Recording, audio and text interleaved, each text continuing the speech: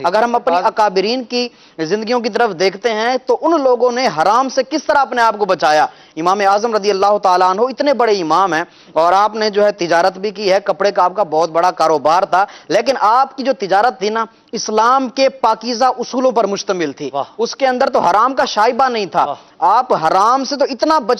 بچتے تھے کہ ہمارے ہاں تو یہ نہیں دیکھا ہی نہیں جاتا نا کہ حلال ہے حرام ہے، بس پیسہ آنا چاہیے چاہے جیسا ہو۔ لیکن آپ رحمت اللہ تعالیٰ علیہ یہ دیکھا کرتے تھے کہ اگر اس کے اندر شبہ بھی آ جائے نا یار پتہ نہیں حلال ہے یا حرام ہے، اس سے بھی بچا کرتے تھے۔ روایات میں آتا ہے ایک مرتبہ کوفے کے اندر بکریاں چوری ہو گئیں تو اس وقت جو ہے آپ نے لوگوں سے پوچھا کہ بکری کی زیادہ سے زیادہ کتنی عمر تک زندہ رہ سکتی ہے، تو آپ کو بتایا گیا کہ 7 سال تک ایک بکری زندہ رہ سکتی ہے۔ آپ نے 7 سال تک بکری کا گوشت ہی نہیں کھایا، کہیں ایسا نہ ہو کہ چوری کی بکری کا گوشت میرے پیٹ میں چلا جائے۔ اب یہاں تک ہی بس نہیں کیا، ایک فوجی کو دیکھا کہ وہ بکری کا گوشت کھا رہا تھا اور بکری کا گوشت کھانے کے بعد اس نے جو بکیاں ہڈیاں وغیرہ ہوتی ہیں وہ اس نے ایک نہر کے اندر ڈال دیا وہ سارا۔ اب آپ نے لوگوں سے پوچھا کہ مچھلی کتنے عرصے تک زندہ رہ سکتی ہے، تو لوگوں نے جو مدت بتائی آپ نے اتنی مدت تک مچھلی بھی نہیں کھائی۔ اندازہ لگائیے کہ شبہ آ گیا کہ اب یہ چیز حرام ہے، ایسا نہ ہو کہ وہ حرام چیز میرے پیٹ میں چلی جائے، آپ اتنا بچا کرتے تھے۔